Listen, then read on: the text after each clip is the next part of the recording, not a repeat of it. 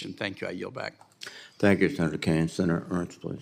Thank you, Mr. Chair, and thank you, General Gio and General Whiting, and to your families as well. Thank you very much for being here and supporting these gentlemen. So, General Gio, we have talked a lot about a number of threats. We've covered China and Russia. We've heard about North Korea's arsenal and how they are outpacing our ballistic missile defenses. A lot of concern out there. And in your policy questions, the advanced policy questions, you stated that a second missile defense site on the East Coast is, quote, not operationally required at this time, end quote. So what advancements in adversary capabilities would lead you to reevaluate this assessment? What should we be watching for? Senator, I understand that the assessment was recently made and said that it's not operation required at this time. But from my perspective, if I'm confirmed coming into the position, all military operations require depth and dispersal, and we have to keep pace with the threat. And I do not question the assessment that was made, but it was a different context and a different threat at the time of the assessment.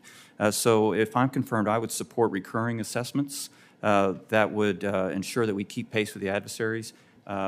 Specific to your question, the number of threats that they have that might defeat the total number that we have in our existing locations, or if another rogue state develops the capability and can attack the homeland, that's another reason I think that we should look at the reassess on a periodic basis to ensure that we can keep pace with that threat. I appreciate that answer very much, and I, in my estimation, that would be the correct answer, is we have threats that change, grow, morph over time, and it's important that we continually reassess that.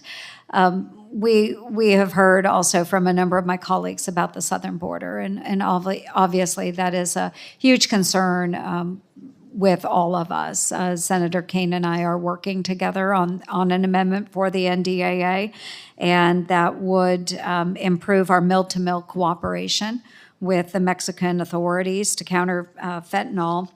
And we've also seen a number of National Guard troops that we have used on our southern border, and I'd like to focus on that just for a second. I've traveled a couple times to the southern border, and every time I'm there, I have the opportunity to meet with from different states and, of course, Texas. Those that are assisting with the civil authorities, I think we have about 2,500 National Guard. So how does defense support to civil authorities fit in those priorities as commander? Senator, it's right at the top, because border security is national security, and national security is a key element of homeland defense. And so what you just described would be in the number one priority that I think the command would have if I'm confirmed. And strong support within the authorities given by the Secretary of Defense to Department of Homeland Security would be a top priority of mine. Very good. And how would we use those reserve forces, whether it's National Guard or reserve units? How can we continue to support the mission without hurting their readiness? Senator, so many of the missions that the NORAD and NORTHCOM conduct are with National Guard forces, and they're all extremely capable, extremely disciplined, mission-focused. I don't think that the NORAD and NORTHCOM could do their important mission without the support of the National Guard.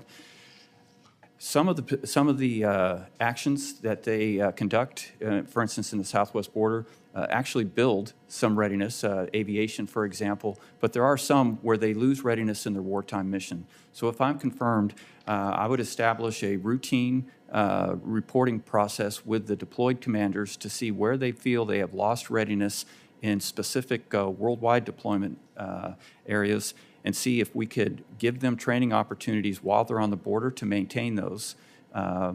Certainly they need to keep readiness in their current missions, but their long-term readiness would be very important, and I think we need to find ways that they can keep their worldwide deployment readiness while they're conducting the Southwest Border Yeah, Mission. thank you. I appreciate that. And General Whiting, because I am out of time, I will submit a question for the record that deals with our cyber and our special operations forces and space triad. It's of great interest to those that are working in Special Operations Command. So appreciate you, gentlemen. Thank you very much, and congratulations on your nominations. Thank you, Senator Ernst. Senator Hirono, please. Thank you, Mr. Chairman. Congratulations to both of you and welcome to your families. I asked the following two initial questions to address the fitness